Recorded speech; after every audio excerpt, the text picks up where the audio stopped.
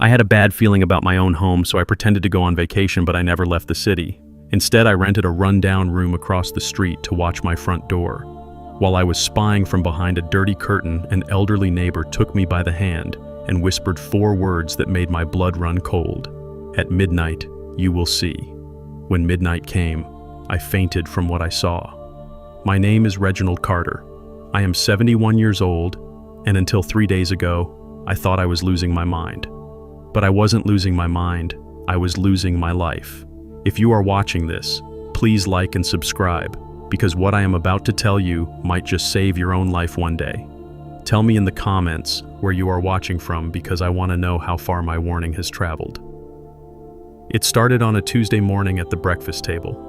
The smell of bacon usually made me hungry, but lately the mere scent of food made my stomach turn. My hands were trembling as I tried to lift my coffee cup. I had been a structural engineer for 40 years, building bridges that could withstand hurricanes, yet now I could barely hold a ceramic mug without spilling. Blake, my son-in-law, walked into the dining room. He did not say good morning. He never really looked me in the eye. He looked through me like I was a piece of old furniture he wanted to throw out but couldn't lift. He tossed a blue envelope onto the mahogany table. It slid across the polished wood and stopped right next to my trembling hand. "You are going to Florida tomorrow, Pop." He didn't ask.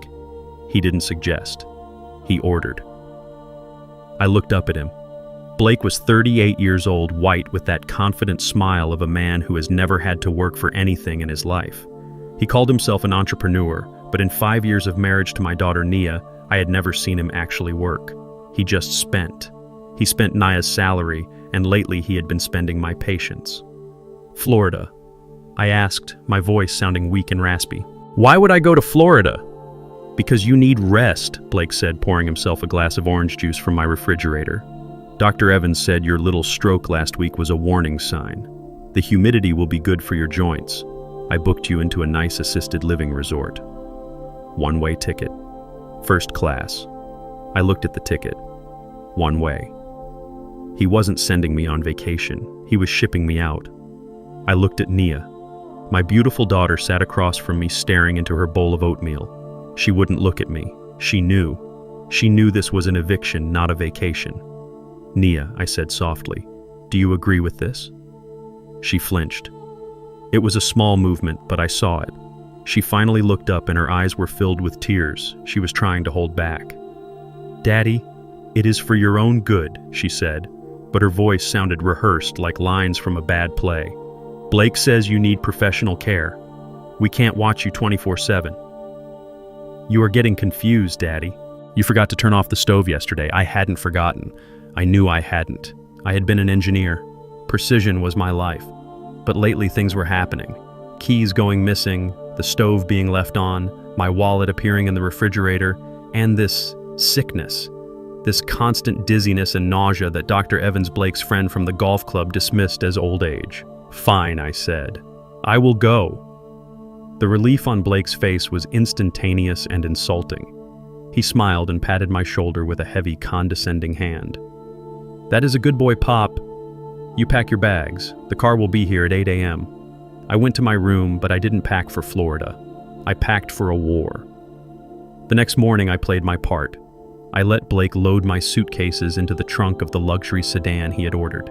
He hugged me, and it felt like being squeezed by a python. "Don't worry about the house, Pop," he said, grinning.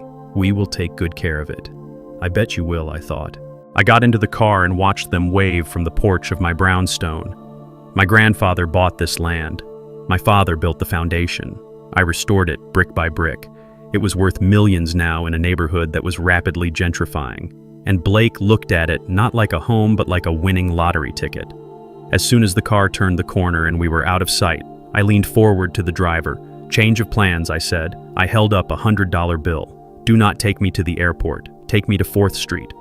The driver looked confused, but money talks. He turned the car around. 4th Street ran directly parallel to my street. The back of the buildings on 4th Street faced the front of my building. I had booked a room on Airbnb using an old email address Blake didn't know about. The car stopped in front of a crumbling building with peeling paint. It was a stark contrast to my pristine brownstone just 1 block over. I dragged my suitcase up 3 flights of stairs, my heart hammering in my chest, my legs feeling like lead. The room smelled of stale cigarettes and damp carpet. It was disgusting, but it had one redeeming quality: the window. I walked to the window and pulled back the greasy curtain. There it was, my house, my life. From this angle I could see the front door, the living room windows, and the master bedroom balcony. I opened my suitcase and took out the only thing that really mattered: my military-grade binoculars from my days surveying bridge sites. I pulled up a chair and I waited. For hours, nothing happened. The house was quiet, but I had a feeling in my gut, a feeling I hadn't had since I was walking inspection lines on suspension bridges in high winds. The structure was unsound. Something was about to snap. Around 4 in the afternoon, I saw movement in the hallway of the tenement building I was in. I cracked my door open to get some air because the room was stifling. Standing there was Mrs. Higgins. She was 75 years old, sharp as a tack, and had lived in this neighborhood since before it was trendy. She knew everything and everyone. She was holding a bag of groceries. She looked at me. She didn't look surprised. She didn't ask why Reginald Carter, the owner of the finest house on the block, was hiding in a dump like this. She just nodded. "I knew you weren't stupid, Reggie," she said, her voice rough like sandpaper. "Mrs. Higgins," I started to explain, but she cut me off. "Save your breath. You look terrible. Your skin is gray." "I feel terrible," I admitted, leaning against the doorframe. She walked over to me and took my hand. Her grip was surprisingly strong. She pressed something cold and jagged into my palm. I looked down. It was a rusty iron key. "That opens the old service gate in your back alley," she whispered. "The one your wife Beatrice, God rest her soul, used to use for the garden." "Why are you giving me this, Mrs. Higgins?" She looked left, then right down the empty hallway, then leaned in close. Her eyes were full of a fear I had never seen in her before. "Because you need to see. You need to get close. Your dog Buster didn't die of old age last week, Reggie. And you aren't sick from old age either." My blood ran cold. Buster, my German Shepherd, had died suddenly 3 days ago. Blake said his heart just gave out. "What do you know?" I demanded, gripping her arm. She pulled away gently. "I can't say it here. Walls have ears, and that son-in-law of yours has eyes everywhere. But you take that key. Go to the back garden tonight. Wait in the hydrangeas." She started to walk away, then stopped and looked back. "At midnight, Reggie. At midnight you will see and you will understand everything, and God help you when you do." She disappeared into her apartment, leaving me standing in the hallway with a rusty key and a heart filled with terror. I went back to my window and raised my binoculars. The sun was setting. The streetlights flickered on. My house looked peaceful. Warm golden light spilled from the living room windows. It looked like the perfect American home. But as the hours ticked by, I watched the transformation. At 9 p.m., a van pulled up. Men in black t-shirts got out carrying large, heavy cases. They weren't moving furniture. They were bringing equipment in. At 10 p.m., the luxury cars started arriving. Ferraris, Lamborghinis, Bentleys.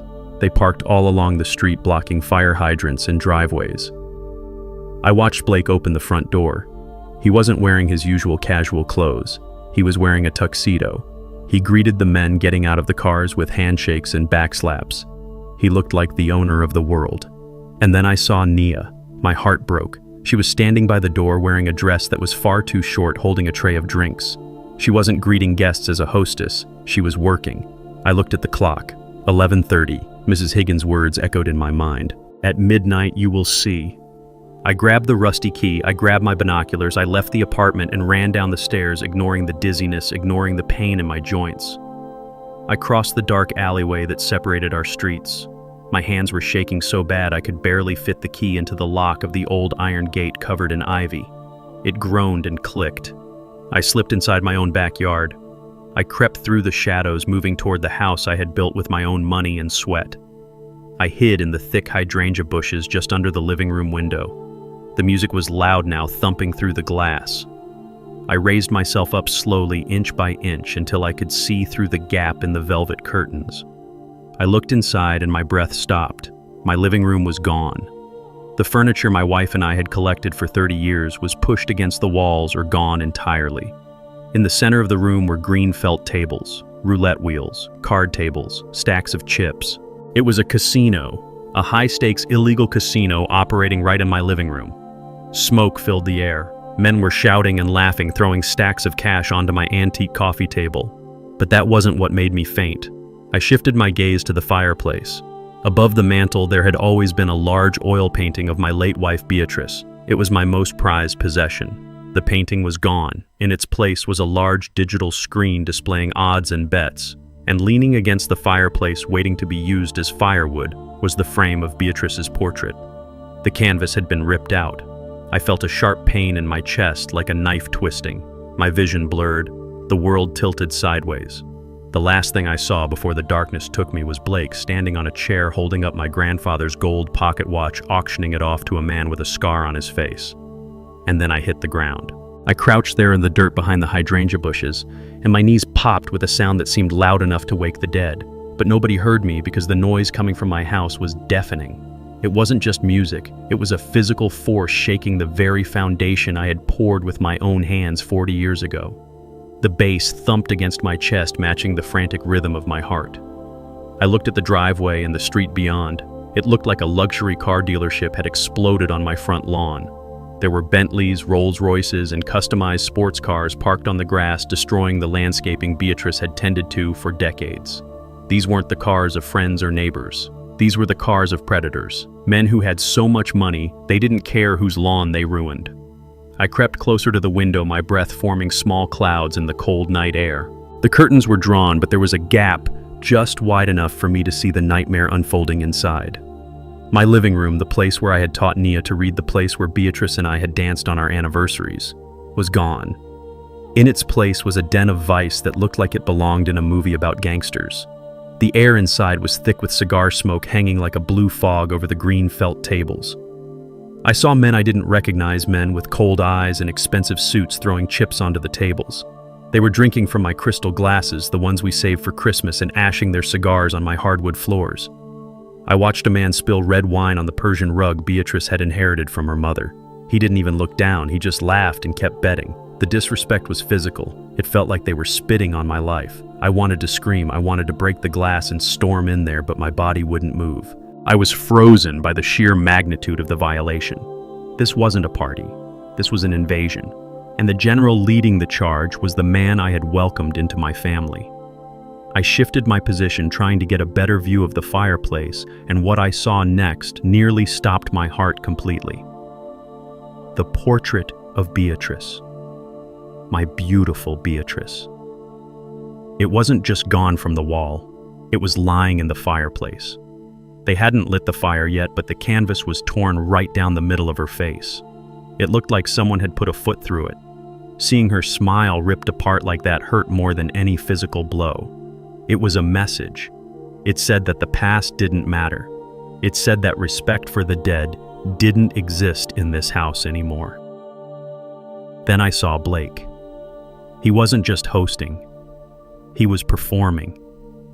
He was standing on top of my dining room table, the solid oak table where we had shared Thanksgiving dinners for 30 years. He was holding something up to the light, a gold object that glinted under the chandelier. I squinted through my binoculars and a gasp got stuck in my throat. It was my collection of vintage pocket watches. My grandfather had given me the first one when I graduated engineering school.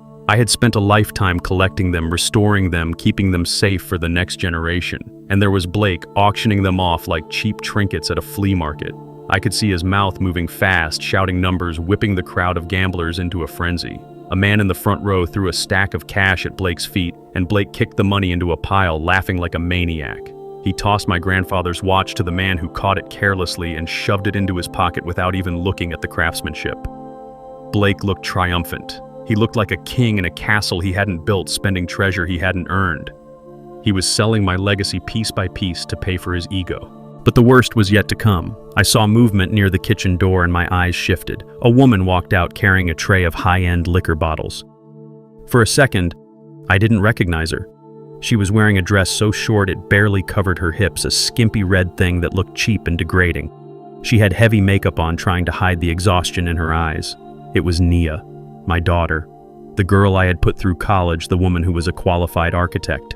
She wasn't an architect tonight. She was a waitress, a servant in her own father's house. I watched a man grab her arm as she passed by. He whispered something in her ear and laughed. Nia didn't slap him. She didn't pull away. She forced a smile, a terrible, broken smile, and poured him a drink. Seeing that smile broke me. It was the smile of someone who had given up, someone who had been beaten down until they had no dignity left. Blake had reduced my brilliant, strong daughter to a prop in his twisted game. He had stripped her of her pride, just as he had stripped my house of its memories. The rage rose up in my throat, bitter and hot, like bile. I started to stand up. I didn't care if I was old. I didn't care if I was outnumbered. I was going to kill him. But as I tried to rise, a sudden explosion of pain detonated in my chest. It wasn't like anything I had felt before. It wasn't just a heart attack. It felt like my blood had turned to acid. The dizziness that Dr. Evans had dismissed as old age came back with the force of a tidal wave. My vision blurred violently, turning the bright lights of the casino into streaks of neon fire. My legs gave out instantly. I collapsed backward, crashing into the thicket of rose bushes Beatrice had planted along the wall. The thorns tore through my shirt, digging into my skin like 100 tiny knives, but I couldn't feel the sting. All I could feel was the crushing weight on my chest and the fire in my veins. The poison. I realized it then with a clarity that was terrifying. I wasn't sick. I was being poisoned. The nausea, the weakness, the tremors, it was all part of the plan. And tonight, the shock had accelerated it. I lay there tangled in the thorns, blood seeping from the scratches on my arms and face. I couldn't move my limbs. My body was shutting down. But my eyes refused to close. They were locked on that window, staring into the hell that my home had become. I could still see Blake laughing on the table. I could still see Nia's dead smile. I tried to shout, but only a gurgle of blood and saliva came out. I was dying in the dirt outside my own house while the man who killed me sold my life to strangers. The darkness began to creep in from the edges of my vision, but I fought it. I had to see. I had to remember. Because if I survived this, I would make sure he paid for every single thing he had broken tonight. I woke up gasping for air like a man surfacing from a deep dive. My chest felt bruised and heavy, and my head was pounding with a rhythm that matched the ticking clock on the wall. I wasn't in the dirt anymore. I was lying on a floral sofa that smelled of lavender and old dust. Mrs. Higgins was sitting in her rocking chair watching me with eyes that had seen too much history to be surprised by cruelty. She didn't ask how I felt.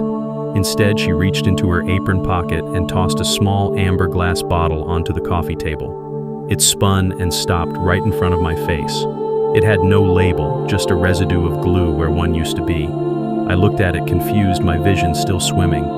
"Where did you get this?" I asked, my voice sounding like gravel in a mixer. "I pulled it out of your kitchen trash 2 days ago," she said, her voice calm and terrifying. "I saw that son-in-law of yours scraping the label off before he threw it away deep in the bin. I didn't think much of it until I saw you shaking like a leaf in the hallway yesterday. It is arsenic, Reggie. Low dose. Enough to make your hands shake so bad you can't sign a check. Enough to make you confused so you think you are losing your mind. But not enough to kill you quick. He wants you slow, Reggie. He wants you weak so you can't fight back when he takes the deed." I stared at the bottle. The sickness, the dizziness, the tremors that Dr. Evans said were just part of aging. It wasn't age. It was murder in slow motion. I was living proof of a crime in progress. Rage flooded my system, pushing out the fear. I tried to sit up, but the room spun violently. I reached for my pocket, patting my jacket for my phone. "I have to call the police," I said, my voice rising. "I have to tell them what he is doing. He is running a casino in my house. He is poisoning me." I started to dial 911, but Mrs. Higgins stood up faster than I thought possible for a woman her age. She slapped my hand down and then she slapped my cheek. It wasn't hard, but it was sharp enough to snap my focus back to her.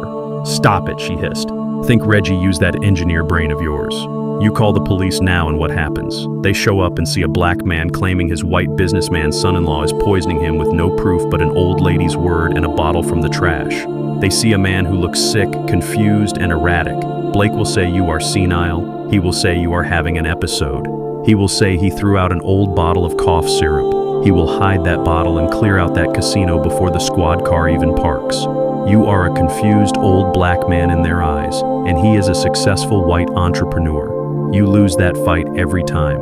And once the police leave, he will know you know. He won't wait anymore. He will finish the job tonight. You need proof. You need to catch him with his hand in the jar. You need to go back in there and play the game better than him. You are alive, Reggie, which means you still have a move to make." She was right. The bitter taste of truth was harder to swallow than the poison. I spent the next few hours regaining my strength, drinking the strong black coffee Mrs. Higgins brewed and eating dry toast to settle my stomach. At exactly 7 a.m., I walked across the street. The sun was shining on my brownstone as if the night before had never happened. The luxury cars were gone. The street was quiet. I unlocked the front door and stepped inside, my heart hammering against my ribs like a trapped bird. I expected to smell stale smoke and spilled alcohol. Instead, the air was thick with the chemical sting of industrial bleach. It burned my nostrils and made my eyes water. The house was spotless. The green felt tables were gone. The furniture was back in place, pushed to their exact original spots. Even the portrait of Beatrice was back over the mantel, though I could see a faint line where they had taped the canvas back together from the behind.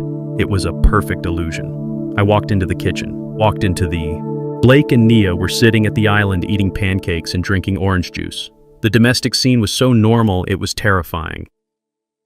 Blake looked up and his fork froze halfway to his mouth. For a split second, I saw the panic in his eyes, the sheer terror of seeing a ghost he thought was halfway to Florida. But then the mask slipped back on. Poppy stammered, standing up so fast his chair scraped loudly against the floor. "You are back. We thought you were on the plane. We missed you so much we were just cleaning up to keep busy." I gripped the handle of my suitcase so hard my knuckles turned white. I looked at the man who had auctioned off my life hours ago. I looked at the daughter who had served drinks to strangers in my home. I forced my face into a mask of confusion and fatigue. I missed my flight. I lied my voice flat and cold. And I forgot my heart medication. I need to rest. I walked past them towards my bedroom, leaving them standing in the kitchen, terrified of the man they failed to kill. The silver spoon hit the ceramic tile with a violence that made everyone jump. It spun on the floor, a silver blur of guilt, before coming to a rest at Blake's feet. He didn't pick it up. He just stared at me, his mouth opening and closing like a fish pulled onto a dock. The arrogance I had seen last night, the king standing on the table auctioning my life away, was gone. In its place was raw panic. "Pop," he stammered, his voice cracking in a way that would have been pathetic if he wasn't trying to kill me. "You are back. We didn't expect you. I mean, we are so happy you are here. We missed you. We were just saying how empty the house felt without you." His eyes were darting around the room, scanning for anything they might have missed during their frantic cleanup. I looked at Nia. She was studying her orange juice like it contained the secrets of the universe, refusing to meet my gaze. She looked exhausted, her makeup applied heavily to cover the dark circles from a night of serving drinks to gangsters. The smell of industrial bleach was still burning my nostrils, masking the scent of expensive cigars and cheap perfume. But to them, I was just a senile old man who should have been halfway to Florida. I didn't scream. I didn't ask why there were scratch marks on the hardwood floor or why the furniture was slightly out of alignment. I just stared at Blake until he looked away. "I forgot my heart medication," I said. My voice was flat, cold, and empty of any fatherly warmth. It was the only lie I could think of that would justify my return and reinforce their belief that I was weak. Blake let out a breath he had been holding. Oh, right. Of course, Pop. Your heart. We wouldn't want you to be without that. We were just cleaning up. Deep cleaning. You know how dust settles in these old places?" He was sweating. I could see the beads forming on his upper lip. He was terrified that I had seen something, but he was trying to convince himself that I was just a confused old man who turned the taxi around. I didn't give him the satisfaction of a response. I walked past him, my shoulder brushing against his arm. He flinched as if he expected me to strike him. I wanted to. God knows I wanted to wrap my hands around his neck and squeeze until the truth came out. But I kept walking. I had to see the damage. I had to see what else they had taken from me. I walked down the hallway and my legs felt heavy, not from age, but from the burden of carrying this hatred.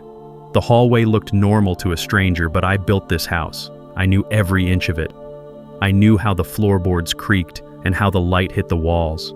The family photos on the wall were tilted just a fraction of a degree to the left. They had been taken down and put back up in a hurry. I reached my bedroom door. My sanctuary. The place where Beatrice and I had whispered our secrets in the dark and planned our future. I pushed the door open and stepped inside. The room was freezing. The window was open, likely to air out the smoke from whatever they had been doing in here. The bed was made with military precision, too perfect, too tight. The air smelled of unfamiliar cologne. Blake had been in here.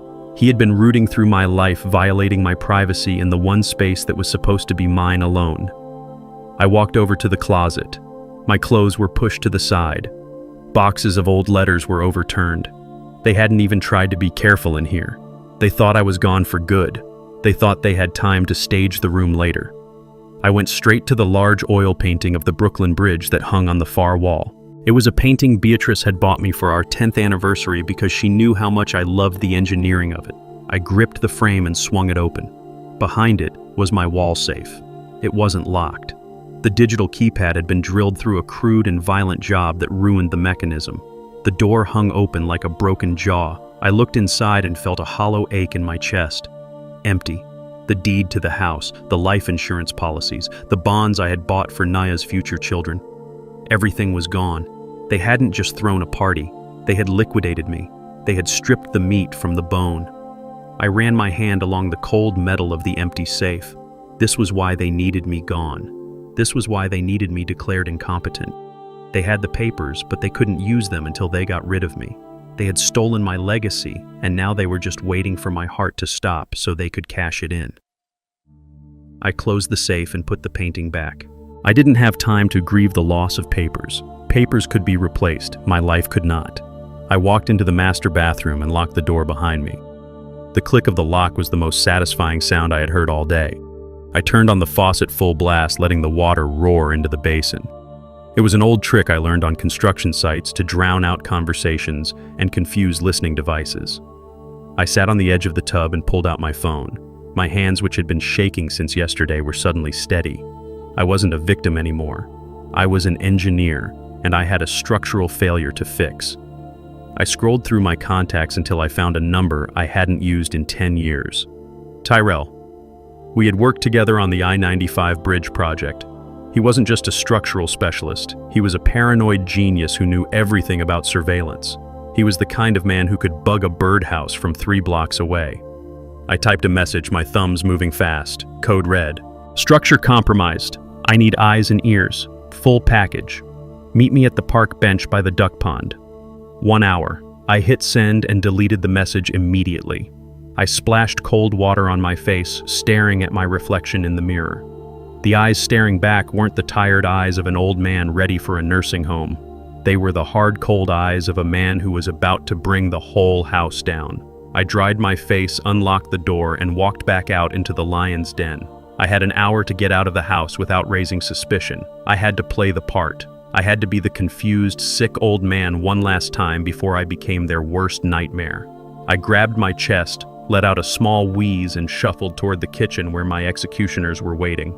I walked back into the house, clutching a small paper bag from the pharmacy, which was my cover for meeting Tyrell. Inside the bag, hidden under a box of aspirin, were 3 tiny devices that looked exactly like standard Phillips head screws. Tyrell had come through. I put on my best performance of a shuffling, confused old man because nobody suspects the elderly of espionage.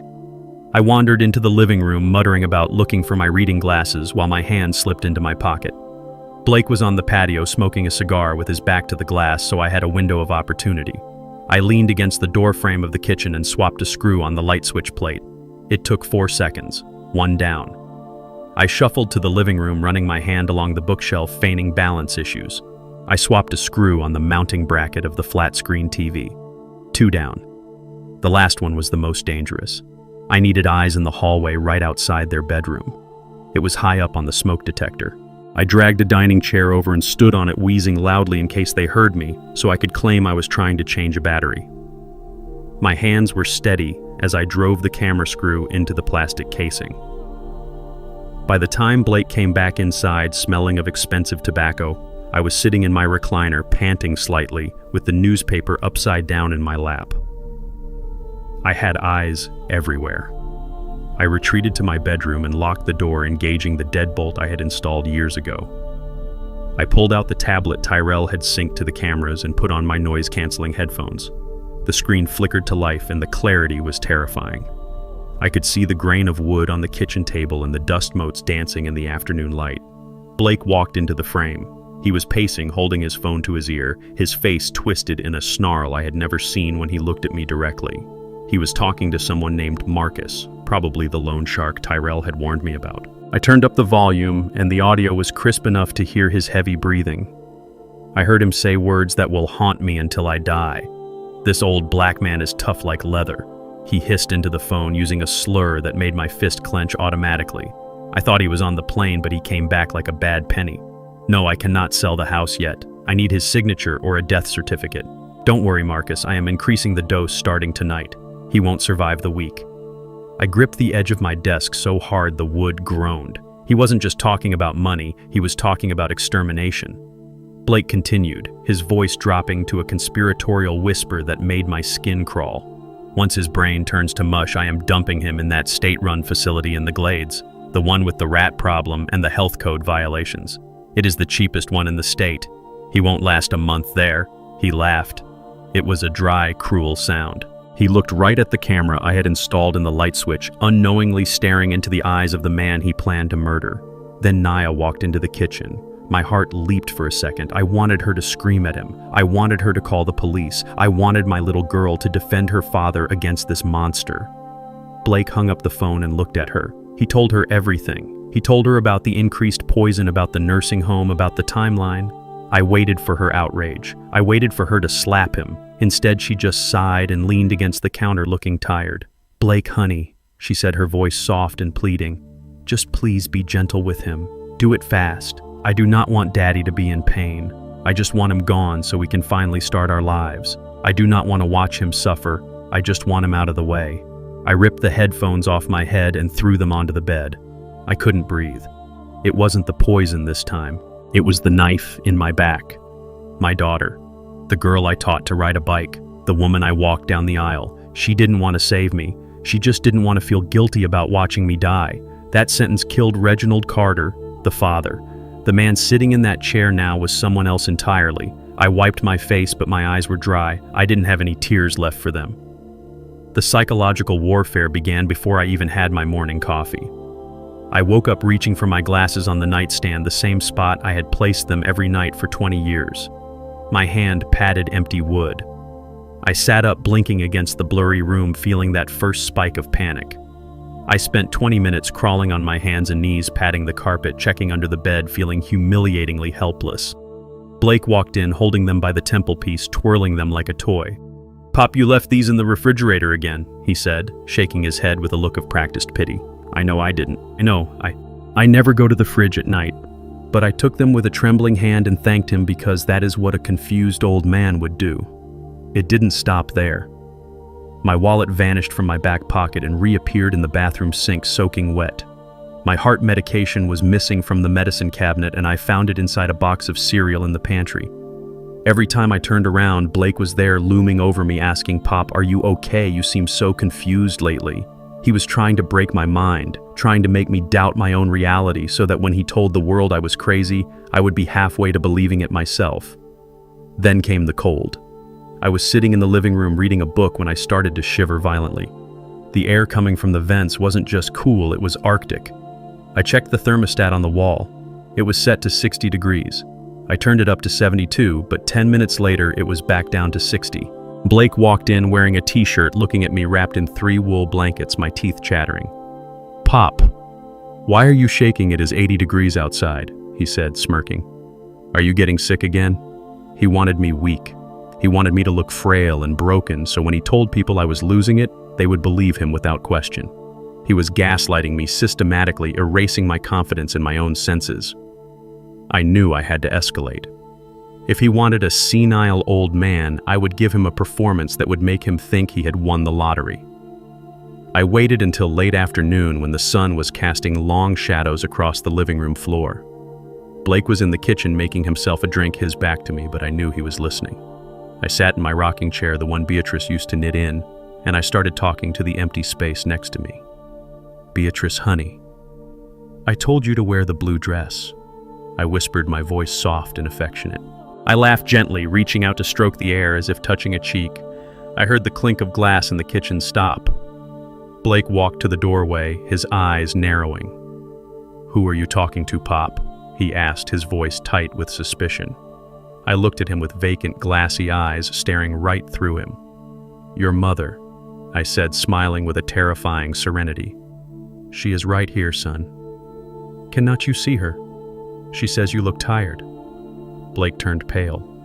He looked at the empty chair and then back at me. I could see the wheels turning in his head. He thought the poison was finally rotting my brain. He thought the arsenic was making me hallucinate. But I had one more card to play, a card so humiliating I knew no man would fake it unless he had no pride left. I filled a small water bottle from the bathroom tap and hid it in my pocket uncapped. I walked into the hallway where Blake was standing, still looking at the empty chair.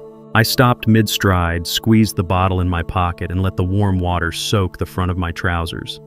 I looked down at the dark stains spreading on my beige pants and then looked up at Blake with sheer terror and shame. I had an accident," I stammered, letting my chin quiver. "I didn't feel it coming, son. I am sorry. I am so sorry." The look of disgust on Blake's face was instantaneous and absolute. He stepped back as if I were contagious, shielding his expensive shoes from the imaginary urine. "Oh God, Pop," he groaned, covering his nose even though it was just water. "That is disgusting. Go change. Just go change right now." He didn't offer to help. He didn't show an ounce of compassion or concern for his father-in-law. He just turned around and pulled out his phone, his fingers flying across the screen.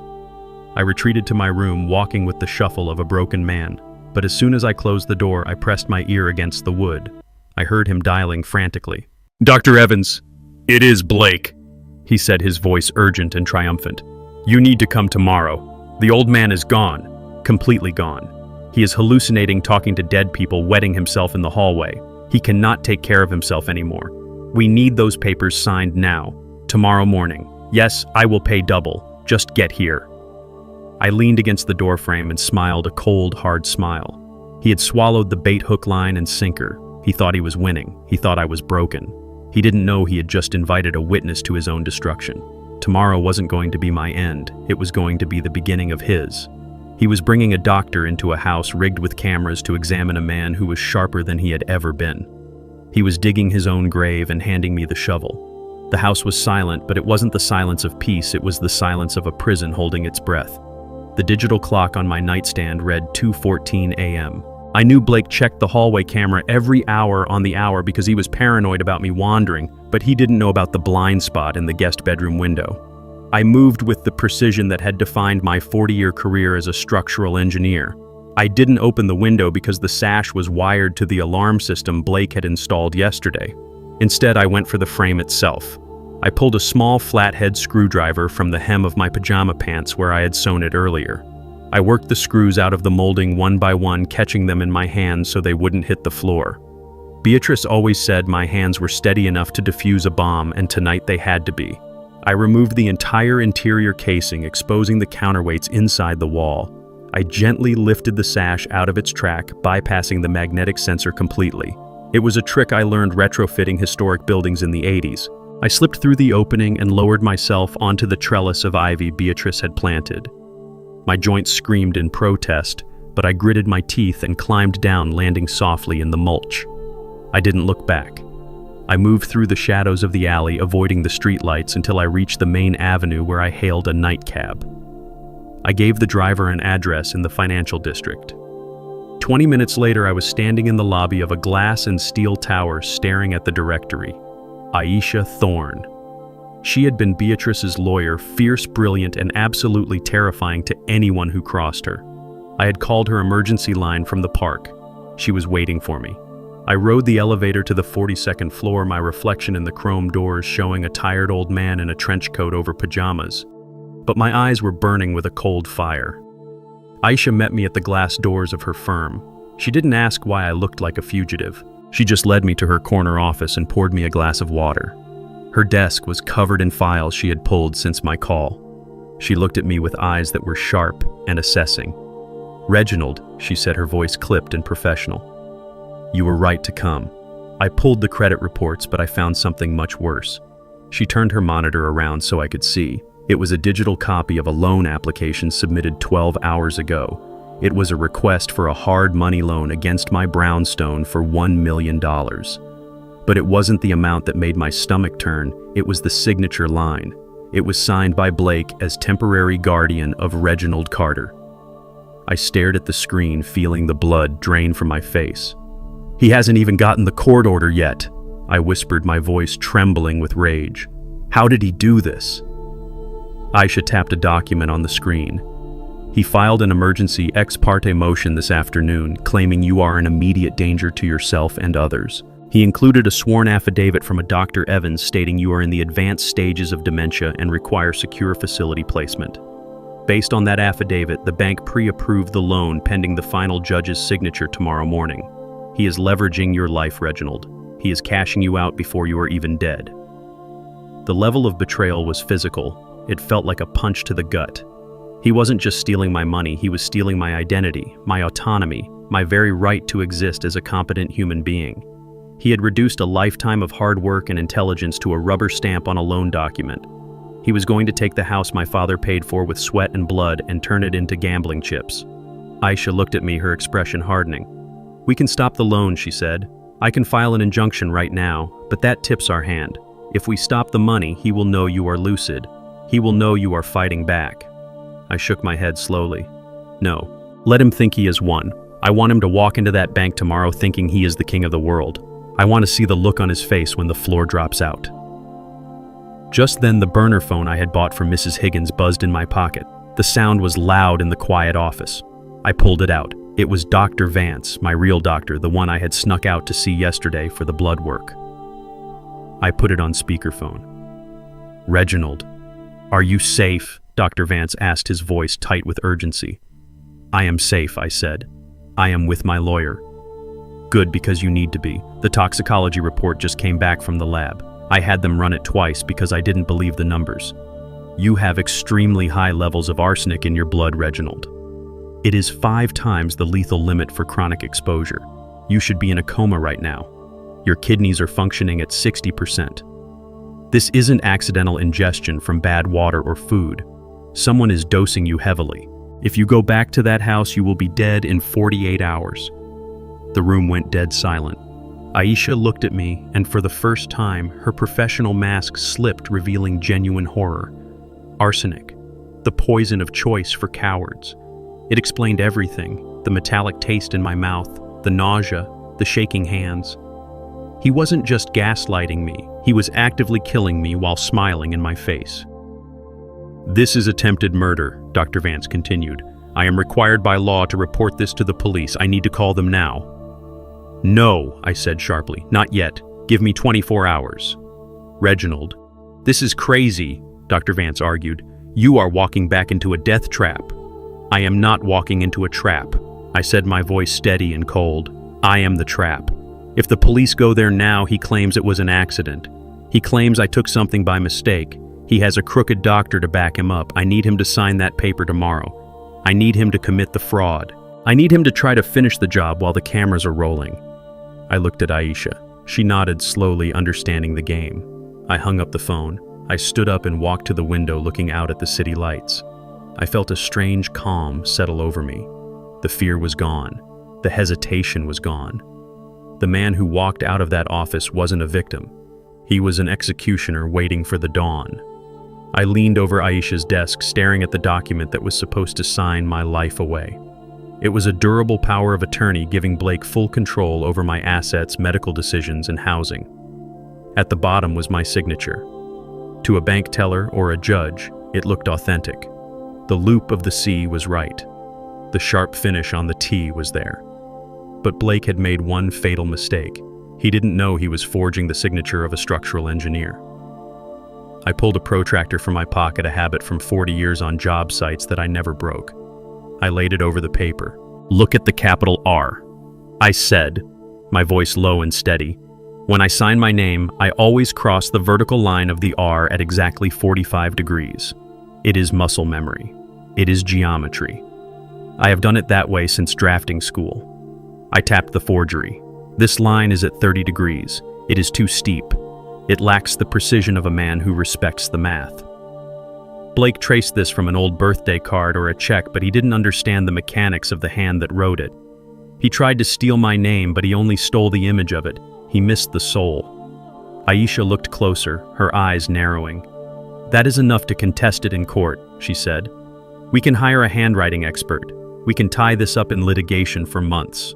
I shook my head. Litigation takes time. Time I do not have. The poison is in my veins now. I need to stop him tomorrow morning, not 6 months from now. If we fight this in court, he will just find another way to kill me before the hearing. I need to break his legs before he even starts running. Aisha sat back, tapping her pen against her chin. "You are right, Reginald. If we sue, he claims you signed it during a lucid interval. He claims the angle doesn't matter. He still gets the loan approved while we argue. We need to nuke the bridge before he tries to cross it." She pulled up a new file on her computer. "We are going to transfer the deed to the brownstone immediately. Not to another person, but to a revocable living trust. We will timestamp the transfer electronically tonight. By the time the bank opens at 9 a.m. to process Blake's loan, the property won't be in your name anymore. It will belong to the entity. His power of attorney allows him to act for Reginald Carter individual, but it gives him zero authority over the trust. The collateral for his $1 million loan will vanish into thin air." I watched her type, feeling a surge of adrenaline. It was a demolition job. Controlled, precise, irreversible. "What do we call the trust?" I asked. Aisha looked at me, her expression softening just for a moment. "The Beatrice Carter Memorial Trust," she said. "Let your wife protect you one last time." I felt a lump in my throat. Beatrice. She had hated Blake from the moment she met him. She used to say his eyes were too empty. Now even from the grave, she was going to stop him. "Do it," I said. Aisha hit enter. The printer whirred to life. I signed the documents, my hands steady, my R crossing at exactly 45 degrees. We notarized it right there in the office with her paralegal who had come in late. The electronic filing confirmation popped up on the screen at 3:18 a.m. It was done. When Blake walked into that bank tomorrow, he wouldn't be holding a golden ticket. He would be holding a handful of ash. He would try to sell a house that no longer existed on his radar. I left Aisha's office with a copy of the trust document folded inside my jacket pocket right next to my heart. The city was quiet, the kind of deep silence that only happens right before the sun breaks.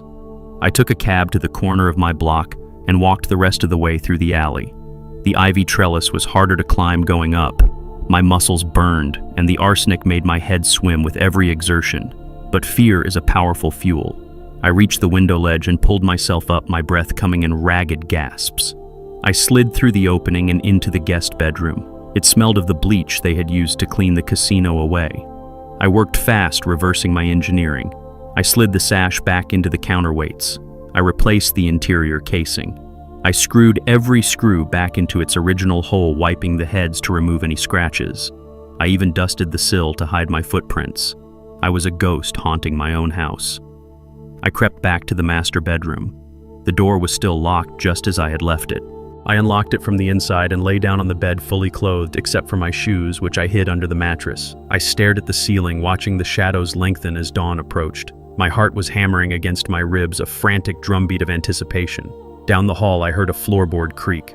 Blake was waking up. He was probably checking his phone, smiling, thinking about the $1 million he was going to steal in a few hours. He didn't know the house he was sleeping in wasn't mine anymore. He didn't know the trap had already snapped shut. I closed my eyes and slowed my breathing, preparing for the performance of a lifetime. The game was set. The pieces were moving. And I was ready to watch him fall. The smell of roast beef filled the dining room, but to me it smelled like a funeral parlor. Blake had insisted on cooking. He called it a celebration dinner, a welcome home feast for the father he loved so much. He had set the table with Beatrice's good china, the plates with the gold rims that we only used for Thanksgiving. It was a desecration. I sat at the head of the table, my hands resting on the white tablecloth, trying to control the tremors that were partly from the arsenic already in my system and partly from the sheer rage boiling in my gut. Nia sat to my right, looking pale and small. She wouldn't meet my eyes. She pushed her peas around her plate with a fork, the scraping sound loud in the tense silence. Then Blake walked in from the kitchen holding a decanter of red wine. He didn't pour it at the table. He had already poured 3 glasses. He carried 2 in one hand and 1 in the other. He placed the single glass in front of me with a flourish. It was filled to the brim, the liquid dark and heavy like venous blood. "Drink up," Pop Blake said, sitting down opposite me and raising his own glass. It is a vintage Cabernet, very expensive. It is good for the heart, it gets the blood flowing. I looked at the glass. The light from the chandelier caught the surface, and for a second I imagined I could see the powder dissolving in the depths. Arsenic is tasteless, odorless, and colorless, but in that moment I could smell the metallic tang of death coming off it in waves. "I am not thirsty," I said, my voice raspy.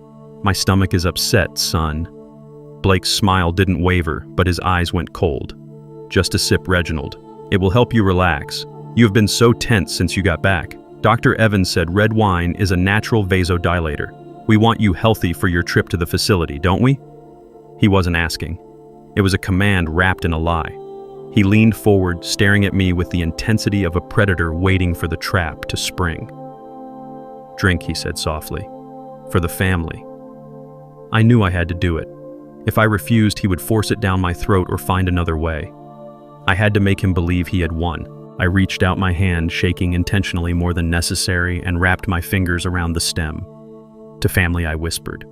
I lifted the glass to my lips. I tilted my head back. I let the liquid flow into my mouth, but I clamped my throat shut. I held the poison in my cheeks, feeling the burn of the alcohol. I lowered the glass and immediately grabbed the thick linen napkin I had prepared. I had sewn a layer of absorbent terry cloth inside it earlier that afternoon. I pressed the napkin to my mouth and coughed violently, a hacking, convulsive sound that shook my whole body. Into the folds of the cloth I spat the wine, every drop. I wiped my mouth aggressively, masking the action as cleaning up spittle. I shoved the damp, stained napkin into my jacket pocket and grabbed the clean one from the table to replace it. Blake didn't notice. He was too busy watching my face, waiting for the signs. I gave them to him. I let my fork clatter onto the china. I gripped the edge of the table, my knuckles turning white. I started to hyperventilate, gasping for air like a fish on a deck. "Pop," Nia said, her voice trembling. "Daddy, are you okay?" I didn't answer. I let my eyes roll back into my head, showing the whites. I let my body go rigid, then started to spasm uncontrollably. My arm flailed out, knocking the wine glass over. The red liquid spread across the white tablecloth, staining it like a fresh wound. It dripped onto the floor with a steady tap, tap, tap. I slid out of the chair, crashing onto the hardwood floor. I writhed for a moment, kicking my legs, and then I went still. I lay on my back, my mouth slightly open, my eyes staring unseeingly at the ceiling. I held my breath, shallowing it out until my chest barely moved. I waited for the frantic call to 911. I waited for the panic. I waited for my daughter to scream for help. The room went silent. The only sound was the dripping wine. Then I heard the scrape of a chair. Footsteps approached me. They were heavy, confident footsteps. Blake stood directly over me. I could see the toes of his Italian leather shoes inches from my face. He didn't kneel. He didn't check for a pulse.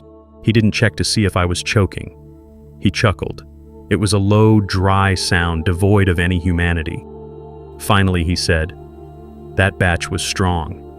He nudged my leg with his foot like he was checking a dead raccoon on the side of the road. "I think he is gone, or close enough. The brain damage from a seizure this bad will be permanent. He will be a vegetable by morning." I lay there frozen, screaming inside my own mind. He wasn't scared. He was relieved. He had just watched a man collapse, and his only reaction was to calculate the timeline. Nia Blake said, his voice sharp and authoritative, "Stop crying. We knew this was coming. He was old. He was sick. We just helped nature along." "I cannot look at him, Blake," Nia sobbed, but she didn't move to help me. She didn't come to my side. She stayed in her chair, paralyzed by her own weakness. "You do not have to look," Blake said. "Just go get the folder from the study, the one with the admission forms.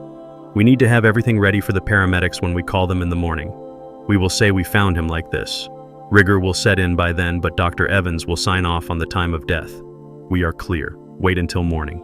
They were going to leave me on the floor all night. They were going to let me die slowly while they slept upstairs. "Go," Blake ordered. "Pack his bag. We are shipping him out at dawn. Alive or dead, he leaves this house tomorrow." I heard Nia's chair scrape. I heard her footsteps retreating, running up the stairs, away from the guilt, away from her father. She didn't look back. She left me there. Blake lingered for a moment longer. He leaned down and whispered to my unmoving face, "You should have stayed on the plane, Reggie. You could have died in the sun. Now you die on the floor." He stood up, turned off the lights, and walked out of the room whistling. I lay in the dark, listening to him climb the stairs, listening to the house settle around me. My heart was breaking not from the poison, but from the truth. My family wasn't just flawed, they were evil. And as I lay there on the cold wood, soaking in the silence, I made a promise to the darkness. They wanted a body. Tomorrow morning I would give them one, but it wouldn't be the one they expected. The morning sun hit my face like a spotlight, but I kept my eyes half closed, letting my head loll to the side against the cold leather of the car seat. Blake was driving fast, weaving through traffic with the desperation of a man running out of time. He had dragged me out of bed at 6 a.m., dressing me like a rag doll in a suit that hung loosely on my frame because of the weight I had lost from the poison. I didn't resist. I let my limbs hang heavy. I let a line of drool escape the corner of my mouth. I was giving him exactly what he wanted to see, a broken, empty shell of a man. We pulled up to a nondescript office building downtown, the kind with tinted windows and no name on the door. This wasn't my lawyer's office. It was a place where money changed hands in the dark. Blake hauled me out of the car, gripping my arm so hard I knew it would leave bruises. He practically carried me into the lobby, his breath coming in short, agitated puffs. We went into a small conference room that smelled of stale coffee and toner ink. A woman sat behind a large mahogany table. Her nameplate read, Ms. Perkins, Notary Public. She looked up and her eyes widened when she saw me. I made sure to stumble, dragging my left foot as if the stroke Blake had invented was real. I sank into the chair opposite her, letting my head drop forward onto my chest. Blake sat down next to me, radiating a nervous energy that made the air hum. He slid a stack of documents across the table. "We are in a bit of a hurry, Ms. Perkins," he said, flashing a charming smile that didn't reach his predatory eyes. "My father-in-law is not feeling well today, but we need to get these loan documents finalized for his medical care. It is an emergency." Ms. Perkins looked at me, then back at Blake. She hesitated, holding her pen in midair. "Mr. Carter," she asked softly, "do you understand what you are signing today? This is a deed of trust transferring substantial equity." I let out a low moan and muttered something unintelligible about Beatrice in the garden. I saw Ms. Perkins wince. She looked at Blake with clear discomfort. "Sir, he doesn't seem lucid. I am not comfortable notarizing this without a medical certificate." Blake slammed his hand on the table just hard enough to startle her. "I have the power of attorney right here," he hissed, sliding another paper forward. "And here is the affidavit from Dr. Evans stating he is competent but physically frail. Do your job." "We are paying for a rush service, not a moral lecture." Ms. Perkins shrank back, intimidated. She picked up the stamp. She was going to do it. She was going to sign my life away because she was afraid of the white man in the expensive suit. Blake grabbed the pen and positioned it over the signature line. He looked at me with a mixture of disgust and triumph. "This is it, Reggie," he whispered so only I could hear. "Goodbye, Brownstone. Hello, nursing home." He pressed the tip of the pen to the paper. The ink started to bleed into the fiber. He was 1 second away from stealing $1 million, 1 second away from erasing my legacy. I held my breath, waiting for the thunder, and then it struck. Blake's phone rang. It wasn't a normal ringtone. It was the shrill priority alert he had set for his bank contacts. The sound sliced through the tension in the room like a knife. Blake froze. He looked at the phone, then at the paper. He could have signed. He should have signed. But greed makes men anxious. He snatched the phone up, thinking it was the confirmation of the funds transfer. He answered on speaker, his arrogance demanding an audience. "Mr. Henderson," he said, his voice smooth as silk, "I am just signing the final papers now. When can I expect the wire?" The voice on the other end was dry, cold, and professional. It filled the small room, bouncing off the walls. "Mr. Black, there will be no wire. We have halted the transaction." Blake's face went white. He laughed, a nervous, high-pitched sound. "What do you mean, halted? I have the power of attorney. The house is appraised at $2 million. The collateral is solid. The collateral does not exist," Mr. Black, the banker, replied. "We ran a final title check 3 minutes ago as per protocol. The property located at 412 Sterling Place is no longer owned by Reginald Carter." Time seemed to stop. I watched the blood drain from Blake's face, leaving him gray and sweating. He looked like a man who had stepped off a ledge expecting a staircase and found only air. "What are you talking about?" he screamed into the phone, forgetting Ms. Perkins entirely. "He has owned that house for 40 years. I have the deed right here in my hand." "You have an invalid deed, sir," the banker said, his voice dropping an octave. The records show that at 3:18 a.m. this morning, the title was transferred in its entirety to the Beatrice Carter Memorial Trust. Your power of attorney gives you control over Mr. Carter's personal assets, but it gives you zero authority over the trust. You are trying to leverage a property your father-in-law does not own. The loan is denied. Do not contact us again. The line went dead. The silence that followed was heavy, suffocating, and absolute. Ms. Perkins slowly pulled the documents back across the table out of Blake's reach. She looked at him not with fear this time, but with suspicion. Blake stood there, the phone still in his hand, the dial tone buzzing like a fly. He couldn't process it. He couldn't understand how a senile old man locked in a bedroom could move $1 million asset in the middle of the night. His brain was trying to solve an equation that had no solution because he was missing the variable of my intelligence. Then the rage took over. It started as a tremor in his hand and exploded upward. He screamed a raw animal sound of frustration and hurled his phone against the wall. It shattered, sending plastic and glass skittering across the floor. He turned on me. His eyes were wide, wild, and red-rimmed. He looked like a cornered rat that had just realized the trap was inescapable. "You," he whispered the word, choking him. "You did this. How did you do this? You are brain dead. You are a vegetable." I decided it was time. I stopped slouching. I engaged my core muscles and sat up straight, my spine aligning against the back of the chair. I lifted my head, which had been hanging heavy on my chest. I took a deep breath, inhaling the stale air of the office, and exhaled the persona of the victim. I reached into my pocket and pulled out a handkerchief, wiping the drool from my chin with a slow, deliberate motion. Then I looked at him. I didn't blink. My eyes weren't cloudy or confused. They were clear, sharp, and cold as the steel of the bridges I used to build. I let the silence stretch, letting him see the man he had really been dealing with. I let him see the engineer who calculated loads and stresses for a living. I let him see the father whose heart he had broken.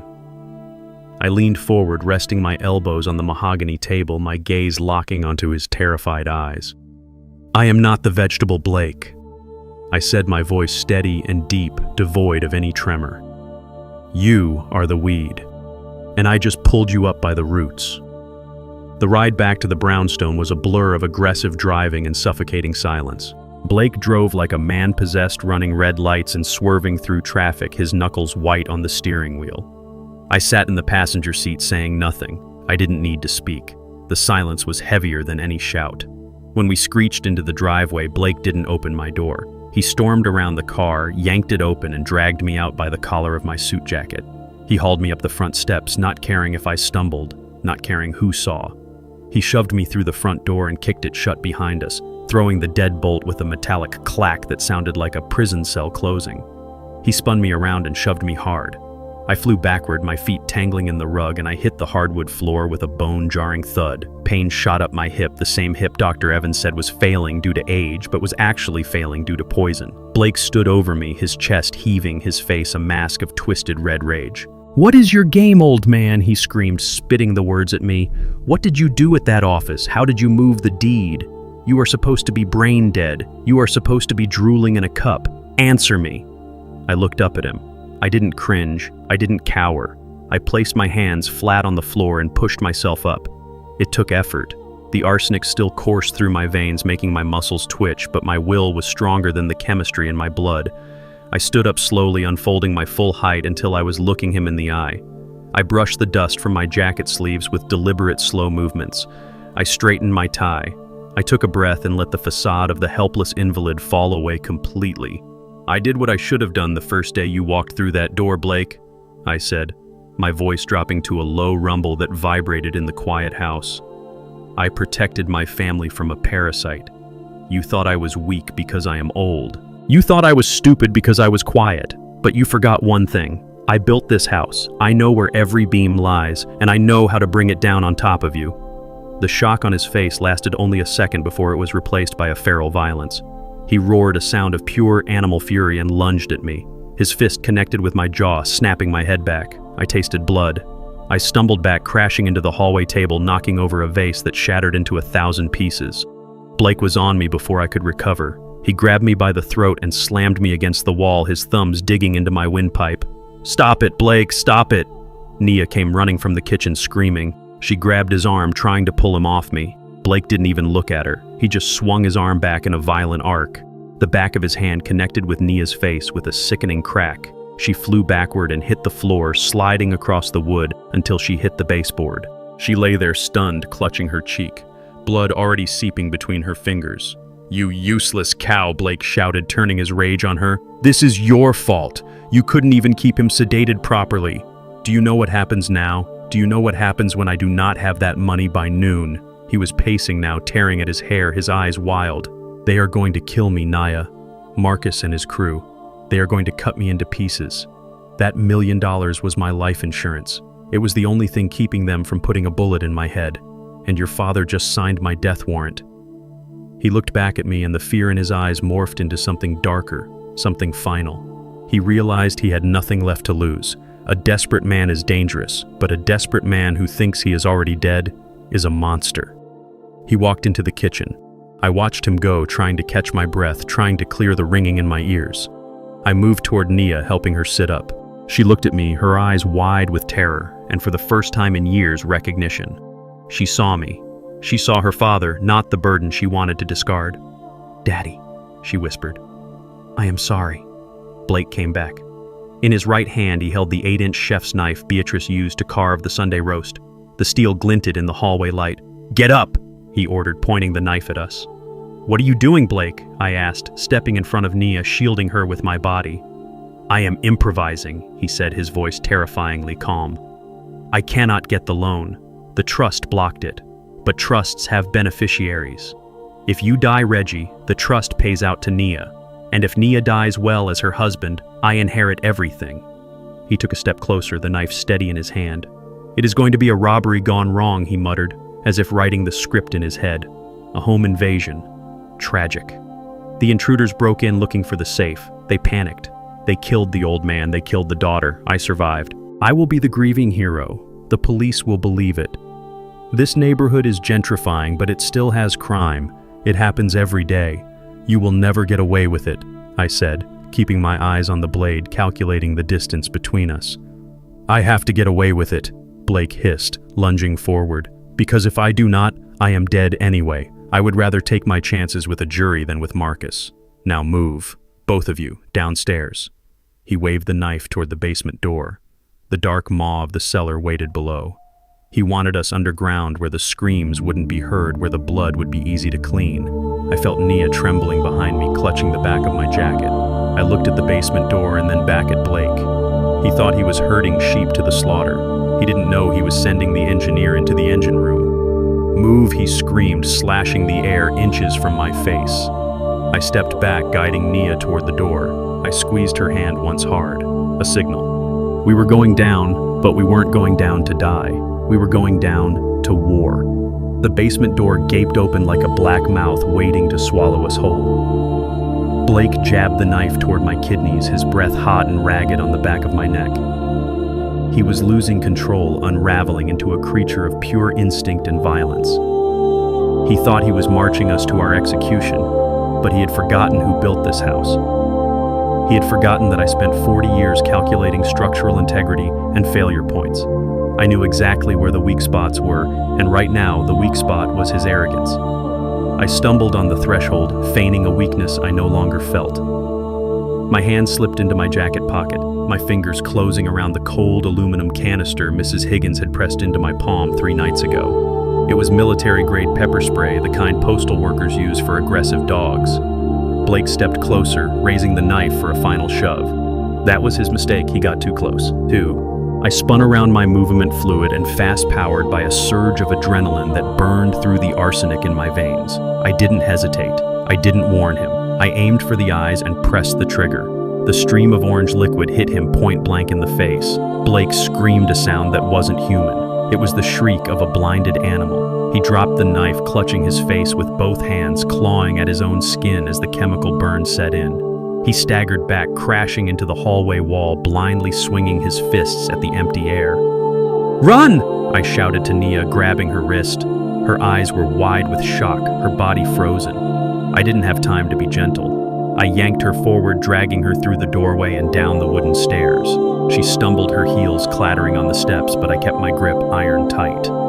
We hit the concrete floor of the basement, and I immediately spun around to the door. This wasn't a standard interior door. 2 years ago, I had reinforced it with a steel core and heavy-duty deadbolts. I told Blake it was for fire safety, but really, it was because I never trusted the world outside. I slammed the heavy door shut and threw the 3 locking mechanisms into place. The solid thud of the steel bolts sliding home was the most beautiful sound I had ever heard. We were locked in. But more importantly, he was locked out. Upstairs, the house shook. Blake had recovered enough to find the door. He threw his entire body weight against it, screaming obscenities that vibrated through the wood. He kicked and pounded his fists, drumming a frantic rhythm of rage and pain. "Open this door," he shrieked, his voice cracking. "Open it or I will burn this house down with you inside." I stood back, catching my breath, watching the door hold firm. I had installed the frame into the load-bearing studs. He could batter it all day, he wasn't getting in without a battering ram. Then the pounding stopped. For a moment there was silence, heavy and suffocating. Then I heard him pacing above us, his footsteps heavy and uneven. I heard him shouting, but not at us. He was on the phone. I moved to the ventilation duct that ran along the basement ceiling, knowing it carried sound from the kitchen directly down here. I gestured for Nia to be quiet. "Marcus," he was yelling, his voice trembling with a mix of agony from the pepper spray and sheer terror. "Get here. Now. Yes, I have them. They are trapped in the basement. No, I do not have the money. The bank fell through, but the old man has a safe down there. He has cash. I know he does. Just come. Bring the boys. Tear the place apart. I do not care. Just get me out of this." He hung up and kicked the door again. "Did you hear that, Reggie?" he shouted through the wood. "My friends are coming. They are not like me. They do not have patience. They are going to cut through this door, and when they do, I am going to let them have their way with you." He laughed, a broken, manic sound. "You think you are safe down there? You just dug your own grave. You are trapped like rats." I stepped away from the vent. He had called the wolves. Marcus was a name whispered in the neighborhood, a man who ran illegal gambling rings and broke legs for sport. Blake had just turned my home into a war zone. He had invited the devil to dinner because he didn't want to eat alone. Nia was huddled in the corner, sitting on a stack of old magazines. She was shaking violently, her hands covering her face. She looked small and broken, a shadow of the woman who had served drinks to gangsters just a few nights ago. "Daddy," she sobbed, rocking back and forth. "I am so sorry. I didn't know he would do this. I thought he just wanted the money. I didn't know he was a monster. Please forgive me. I was so scared. I just wanted us to be happy." I looked at her. My daughter, my flesh and blood. I remembered holding her when she was born, promising to protect her from the world. But looking at her now, I didn't feel that warm, protective instinct. I felt a cold detachment. She had watched me eat poisoned food. She had planned to put me in a home to rot. She was only sorry because the plan had failed. She was only crying because she was in danger.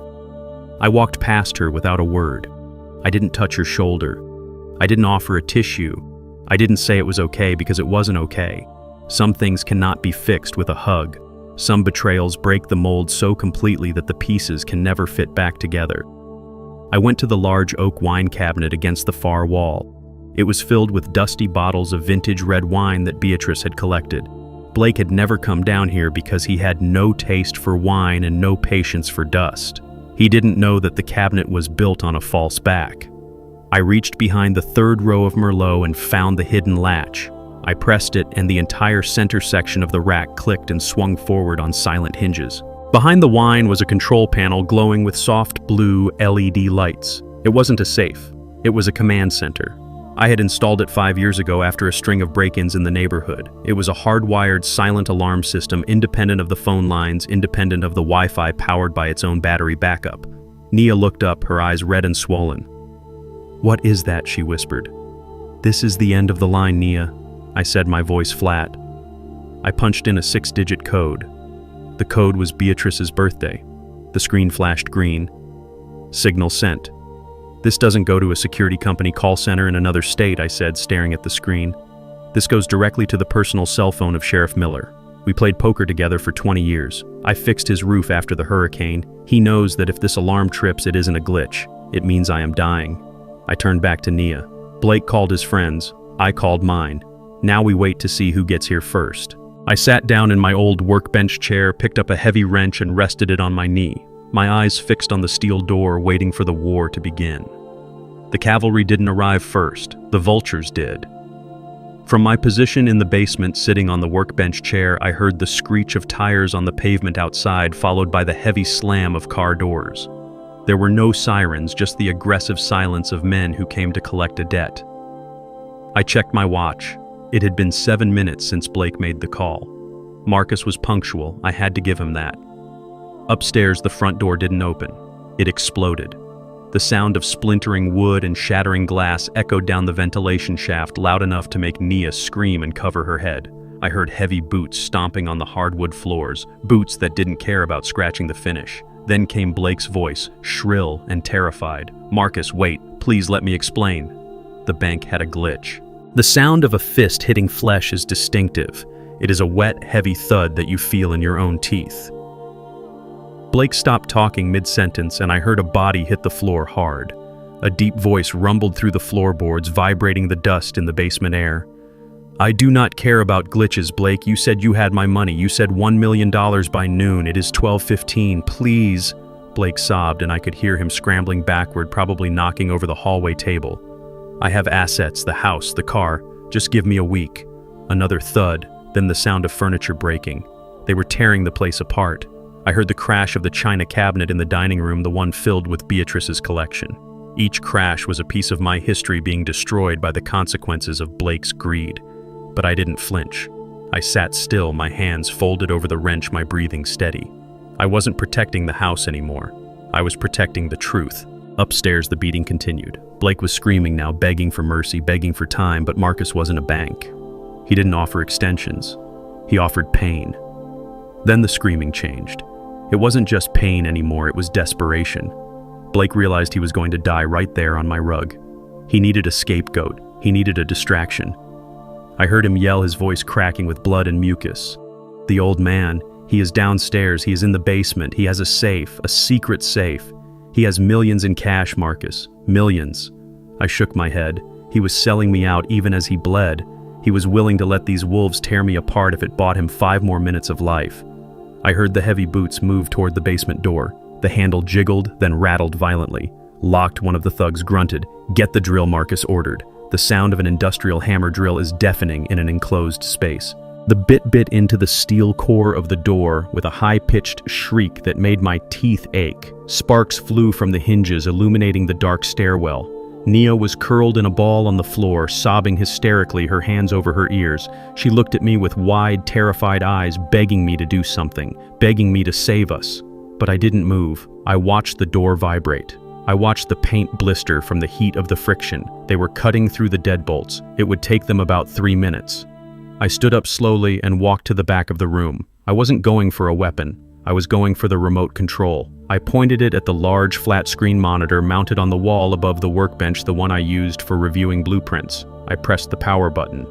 The screen hummed to life, bathing the dusty basement in a cool blue glow. I adjusted the webcam that was mounted on top of it, positioning it so it captured the doorman and the cowering figure of Nia. The drill whined one last time and then crunched through. The door groaned. A heavy boot kicked it and it swung open, banging against the concrete wall. 3 men stood on the stairs, silhouetted by the light from the hallway. They were huge, holding crowbars and guns. Blake was behind them, his face a ruin of blood and bruises, pointing a shaking finger at me. "There he is," he screamed. "Get the money. Kill him if you have to, just get the money." Marcus stepped down onto the basement floor, his gun raised. "Where is the safe, old man?" he growled. I didn't raise my hands. I didn't beg. I just pointed a finger at the large screen behind me. "Say hello to the world, gentlemen," I said, my voice calm and authoritative. Marcus looked up. Blake looked up. The thugs looked up. On the screen was a live video feed. But it wasn't just a mirror image. It was the interface of Facebook Live and YouTube simultaneously. The red live icon was pulsing in the corner, and next to it was the viewer count. 15,000 people. The numbers were climbing by the second. The chat box on the side was scrolling so fast, it was a blur of text. "Call the police. Those are guns. Oh my God, is that Blake? I am recording this. The cops are on the way." I had started the stream the moment I heard the car doors slam upstairs using the hidden cameras I had installed in the living room. The world had watched Marcus break down my door. They had watched him beat Blake. They had heard Blake order my execution. And now they were looking directly into the faces of the men holding guns in my basement. "You are live on the internet," I said, my voice echoing in the sudden silence. 15,000 witnesses. Every face here has been screen captured. Every threat has been recorded. The cloud servers backed up the footage 10 seconds ago. You can shoot me, but you cannot shoot the internet. Marcus lowered his gun slowly, his face draining of color. He was a criminal, but he wasn't stupid. He knew what this meant. It meant his face was currently on thousands of phones across the city. It meant anonymity was gone. It meant the game was over. Blake stared at the screen, his mouth open, blood dripping from his chin onto his shirt. He looked at the viewer count, and then he looked at me. For the first time, he didn't see a weak old man. He saw the engineer who had designed the trap that just snapped his neck. "We are leaving," Marcus said, backing up the stairs, his eyes never leaving the camera. "We were never here." "You can run," I said, sitting back down in my chair. "But you are already famous." And then from the distance, growing louder every second, came the sound I had been waiting for. Sirens. Dozens of them. The cavalry had finally arrived, but the war was already won. The wail of sirens outside was not a warning. It was a tsunami of sound that vibrated the concrete floor beneath my feet. Marcus and his thugs froze, their eyes darting from the screen to the stairs. They knew the difference between a patrol car responding to a noise complaint and a tactical deployment. This was the latter. I heard the bullhorn echo from the street demanding surrender, but the words were drowned out by the sound of the front and back doors being breached simultaneously. It sounded like the house was being torn apart by giant metal claws. Glass shattered upstairs, heavy boots thundered across the floorboards, and the distinct pop and hiss of tear gas canisters firing filled the air. Marcus didn't hesitate. He dropped his gun on the basement floor and raised his hands, kneeling down instantly. He was a career criminal, and he knew when a situation had gone from bad to fatal. His thugs followed suit, dropping crowbars and pistols, terrified of the red laser dots that I imagined were already sweeping the windows upstairs. But Blake didn't kneel. Blake was not a professional criminal. He was a desperate amateur fueled by adrenaline and the terrifying certainty that his life was over. He looked at the stairs where white smoke was beginning to drift down, carrying the stinging scent of chemical agents. He looked at me sitting calmly in my chair, and then his gaze fell on Nia. The first SWAT officer appeared at the top of the stairs, clad in black armor, a rifle raised. "Police, get down on the ground!" he screamed, his voice distorted by a gas mask. Marcus and his crew lay flat. But Blake moved with a speed born of pure panic. He didn't run toward the police. He ran toward Nia. He grabbed her by her hair, yanking her up from the floor with a violence that made her scream. He spun her around, pulling her body against his, using her as a shield between him and the rifles at the top of the stairs. He raised the chef's knife, the same one he had threatened me with earlier, and pressed the blade against the soft skin of her throat. "Back off," he screamed, his voice cracking into a high-pitched shriek of hysteria. "I will kill her. I swear to God I will open her up. Get back or she dies." The officers froze. The red laser sights danced on Blake's forehead, but they couldn't take the shot. He was moving too much, shaking Nia like a rag doll, keeping her head right in front of his own. I stood up slowly, my hands raised, showing the police I was unarmed, but my eyes never left Blake. "Blake, let her go," I said, my voice steady despite the terror gripping my heart. "It is over. There is nowhere to go." He turned the knife slightly, and a thin line of red appeared on Nia's neck. "Shut up, old man," he spat, saliva flying from his mouth. "This is your fault. You did this. You ruined everything. I just needed the money. Why couldn't you just die? Why did you have to be so stubborn?" Nia was sobbing, but she wasn't looking at the knife. She wasn't looking at the police. She was looking at me. Her eyes were wide, filled with tears and a profound realization. In that moment, the spell broke. The manipulation, the lies, the gaslighting, it all dissolved. She saw the man holding a knife to her throat, not as her husband, but as the monster he had always been. And she saw me not as a burden, but as the father who had tried to warn her. "Daddy," she whispered, her lips barely moving. "I am sorry. Please forgive me." It was the apology I had waited years to hear, but it came at the edge of a blade. I looked at her, and I tried to send every ounce of love and forgiveness I had left in my soul through my eyes. I wanted her to know that despite the poison, despite the betrayal, she was still my daughter. Blake started to drag her backward toward the dark corner of the basement, away from the stairs, seeking cover. He was ranting now, babbling about helicopters and getaway cars, completely detached from reality. He didn't realize that the basement window, the small rectangular one high up on the wall behind the workbench, had been broken by the vibration of the drill earlier. He didn't know that there was a clear line of sight from the backyard. I saw the shadow move across the window before Blake did. I saw the glint of a barrel in the moonlight filtering through the broken glass. A sniper from the tactical team had positioned himself in the garden. "Naya, close your eyes," I commanded, my voice cutting through Blake's screaming. She obeyed instantly, trusting me for the first time in a decade. The shot was deafening in the enclosed space.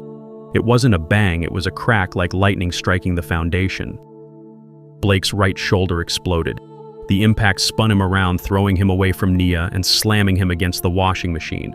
The knife clattered to the floor, sliding across the concrete. Blake slumped to the ground, clutching his shattered shoulder, screaming in agony. The blood was bright red against his white shirt. He wasn't dead, but he was done.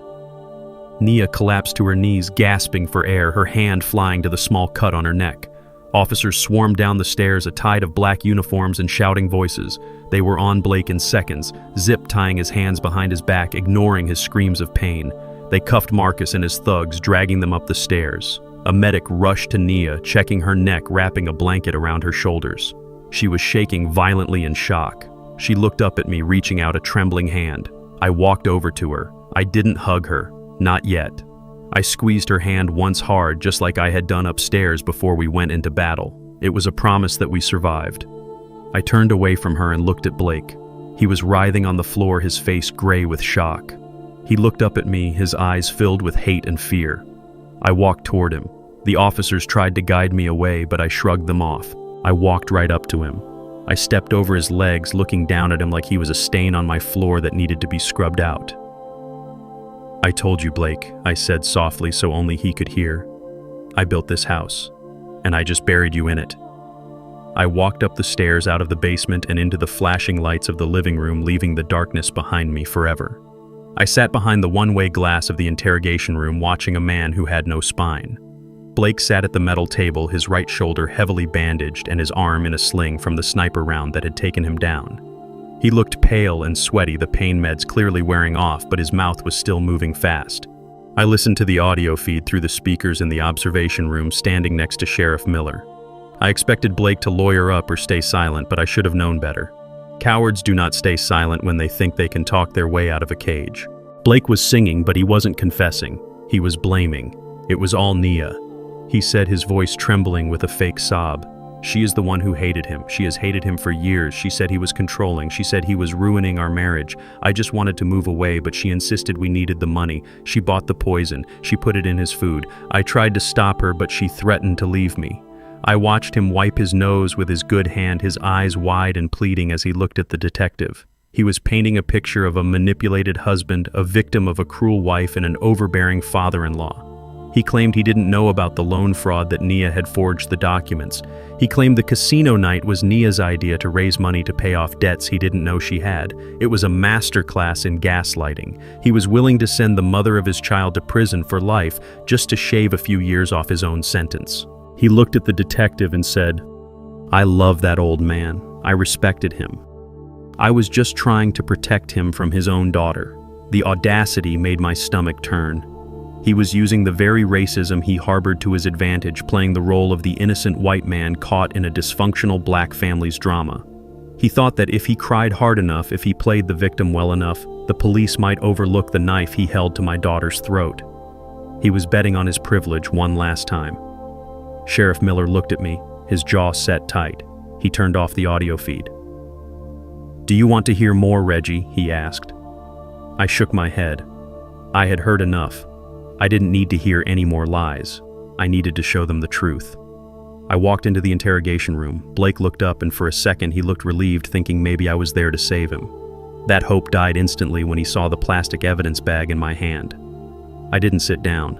I walked right up to the table and placed two items on the cold metal surface between us. The first was a small black SD card taken from the camera I had hidden in the smoke detector.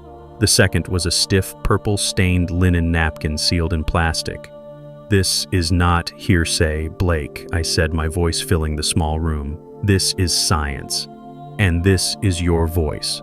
I looked at the detective. "Play the audio file labeled Kitchen Tuesday Night." The detective plugged the card into his laptop. A moment later, Blake's voice filled the room, clear and distorted by hate. I heard him say the words that had burned into my soul. "This old black man is tough like leather. I am increasing the dose starting tonight. He won't survive the week." Then the sound of him laughing. Then the sound of him discussing the nursing home in the Glades. Blake's face went gray. He slumped in his chair, the fight draining out of him. But I wasn't done. I pointed to the napkin. "And this," I said, "is the vintage Cabernet you tried to force feed me last night. I didn't drink it, Blake. I spit it into this napkin. The lab boys are running the tests right now, but we both know what they are going to find. High concentrations of arsenic mixed with alcohol. That is premeditated attempted murder. That is a biological weapon. And because you crossed state lines to buy the poison that makes it a federal crime." I leaned in close, my hands flat on the table. "You tried to frame my daughter. You tried to frame me as senile. But the only thing you succeeded in doing was recording your own confession. You called me a slur in my own house. You tried to sell my legacy. Now you are going to pay for it with the rest of your life." Blake didn't speak. He just stared at the napkin, the red stain looking like dried blood. He knew it was over. The narrative he had spun, the victimhood he had claimed, it all evaporated under the weight of hard evidence. He wasn't a victim. He was a predator who had walked into a trap. I left Blake in the room with his silence and walked back into the hallway. The station was buzzing with activity officers processing the thugs from the basement and cataloging the evidence from the casino. Sheriff Miller guided me toward another observation room down the hall. Through the glass, I saw Nia. She wasn't in an interrogation room. She was in a holding cell, sitting on a metal bench with her head in her hands. She looked small, broken, and utterly alone.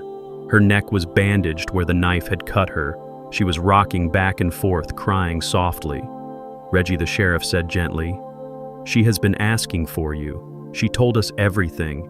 She corroborated your story about the poison. She admitted she knew. She admitted she helped. But she says she was scared. She says he threatened her. Do you want to go in? You can talk to her if you want." I looked at my daughter. I remembered teaching her to ride a bicycle holding the back of the seat until she found her balance. I remembered her graduation day, how proud I was when she walked across the stage. I loved her. God help me, I loved her more than I loved myself. Every instinct in my body screamed at me to go in there, to hold her, to tell her it was going to be okay, to hire the best lawyer I could find and get her out of this mess. But then I remembered the kitchen table. I remembered her voice saying, "I do not want to watch him suffer, I just want him out of the way." I remembered her serving drinks to the men who were destroying my home. She hadn't been a hostage. She had been a participant. She had watched her husband poison her father day after day, and she had said nothing. She had chosen her comfort over my life. If I saved her now, I wouldn't be helping her. I would be enabling the weakness that had nearly killed us both. I took a deep breath, the air in the station tasting of stale coffee and floor wax. I turned my back on the glass. "No, Sheriff," I said, my voice cracking slightly before finding its strength. "I do not want to see her." "But she is your daughter, Reggie," the sheriff said, surprised. "I know," I said, "and that is why this is the hardest thing I have ever done. But she is also an adult who made a choice. She watched a man try to kill me, and she helped him set the table. Process her according to the law. Charge her as an accessory. Charge her with conspiracy. Let a jury decide if she was scared or if she was greedy." I looked back one last time at the woman weeping on the bench. "I do not have a daughter who helps kill her father," I whispered. "That woman in there is a stranger to me." I walked out of the station into the cool night air. I was alone. My house was a crime scene. My family was in cells. My heart was broken. But I was alive. And for the first time in a long time, I was free. 6 months of legal maneuvering had transformed the monster who tried to kill me into a victim. I sat in the front row of the gallery watching the performance of a lifetime. Blake sat at the defense table wearing a sweater vest and wire-rimmed glasses, looking more like a misunderstood graduate student than a man who had poisoned his father-in-law. His lawyer, a high-priced shark paid for by liquidating the last of Blake's hidden assets, was pacing in front of the jury box, weaving a tale of tragedy. He didn't deny the poisoning. He didn't deny the fraud. He denied the intent. He argued that Blake was suffering from a dissociative psychotic break induced by the extreme stress of the gambling debts. He painted a picture of a man hunted by the mob, his mind fracturing under the threat of violence until he could no longer distinguish right from wrong. "He is not a murderer," the lawyer bellowed, pointing a finger at Blake, who hung his head in practiced shame. "He is a desperate man who snapped. He was not trying to kill Reginald Carter out of malice. He was trying to solve an impossible equation in a broken mind. He believed he was saving his family from the loan sharks. He needs a hospital, not a prison cell." I listened to this narrative and felt a cold fire in my gut. It was insulting. It was a mockery of the precision Blake had used. A psychotic man doesn't research chemical half-lives. A broken mind doesn't forge a signature with a steady hand. A victim doesn't hold a knife to his wife's throat and use her as a human shield. I looked at the jury. They were listening. Some looked sympathetic. Blake was young, white, and handsome. He fit the profile of someone who deserved a second chance in their eyes. I realized then that the truth wasn't enough. I had to dismantle his character the same way I dismantled a faulty bridge. I had to show them the cracks in the steel. When the prosecutor called my name, I walked to the witness stand with the same steady gait I used to walk beam lines 50 stories in the air. I placed my hand on the Bible and swore to tell the truth. But I wasn't there to tell a sob story.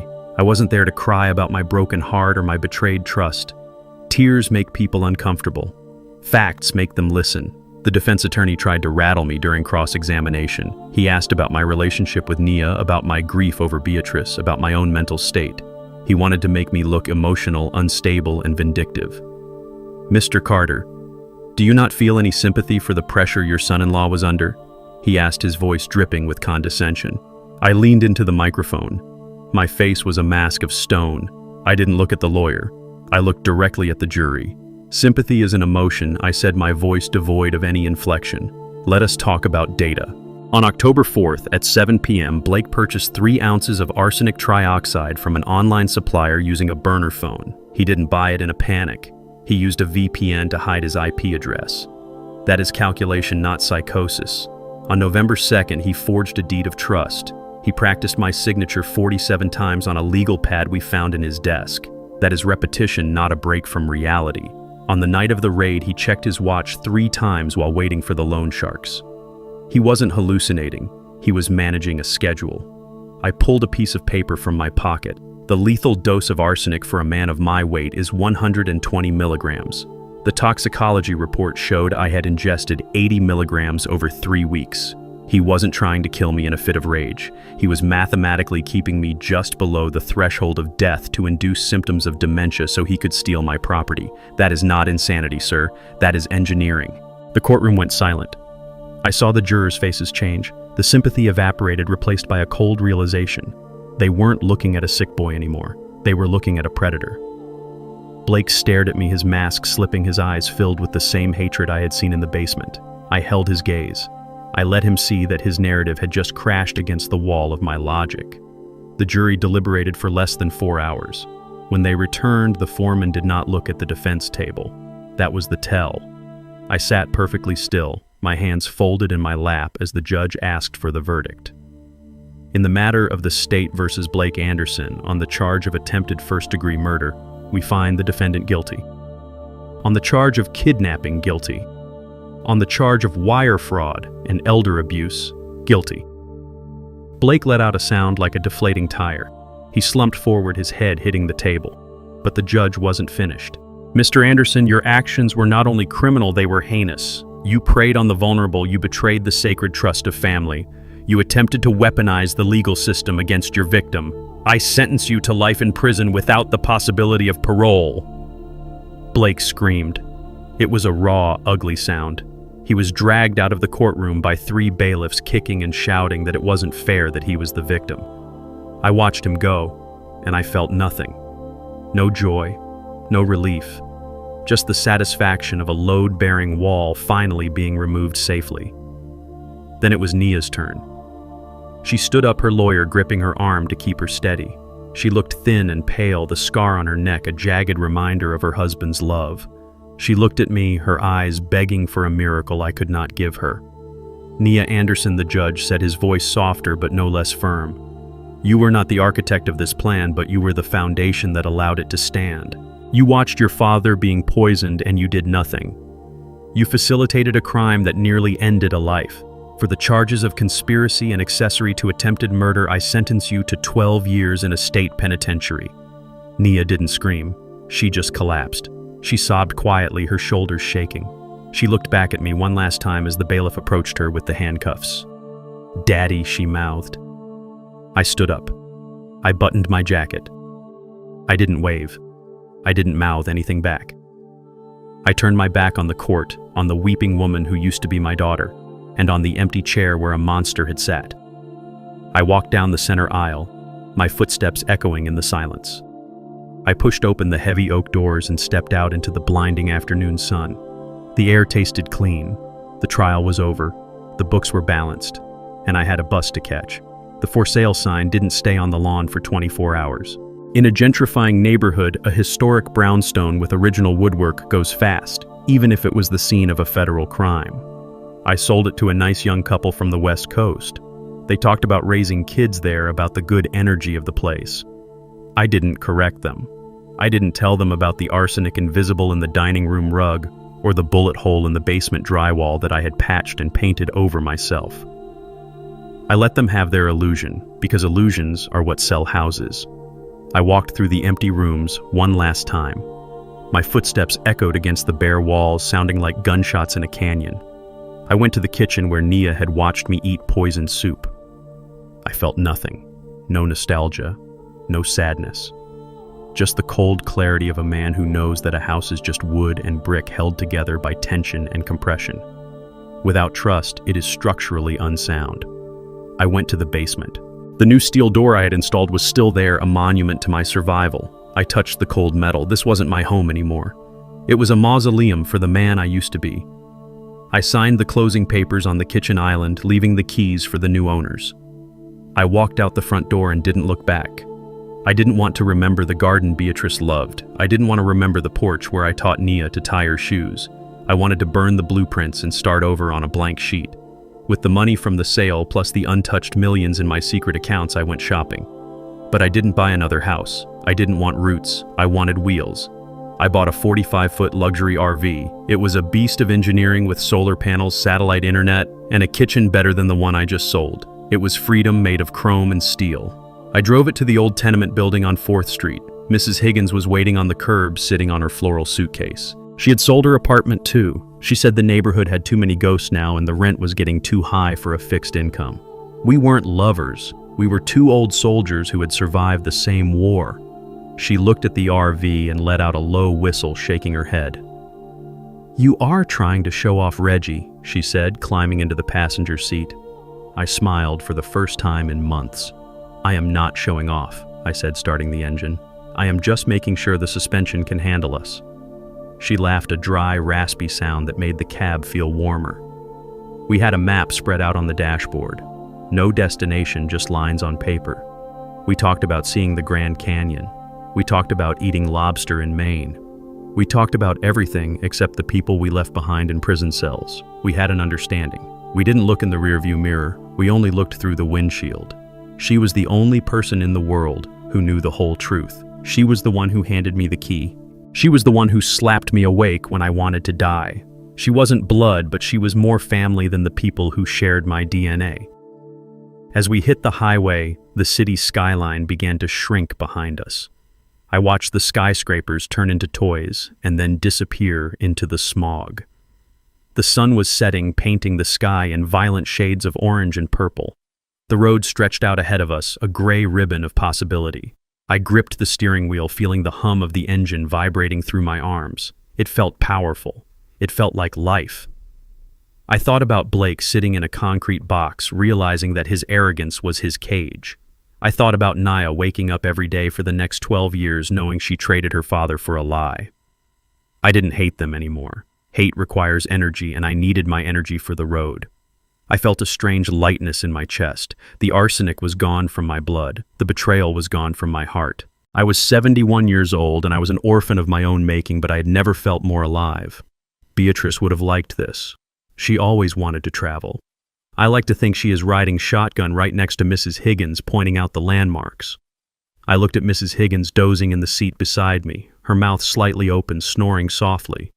That was peace. That was trust. People tell you that family is everything. They tell you that blood is thicker than water. They are wrong. Blood is just biology. Family is the person who hands you a rusty key when you are locked out of your own life. Family is the person who pulls you out of the dirt when you are poisoned. Family are the people who do not let you die in the dark. I had lost a child, but I had found a life. I turned up the radio, let the window down to feel the wind on my face, and drove straight into the horizon. The bridge was behind me, the road was ahead, and I was finally driving it on my own terms. I spent 40 years building bridges, but I learned that the most dangerous cracks are the ones you ignore in your own foundation. We are taught that family is a sanctuary, but sometimes it is just a cage with familiar faces. True loyalty is not inherited, it is earned through action. If someone is poisoning your peace, cut them loose even if they share your last name. You are not a burden to be managed or an asset to be liquidated. You are the architect of your own life. Do not be afraid to tear down the walls to find the sun again.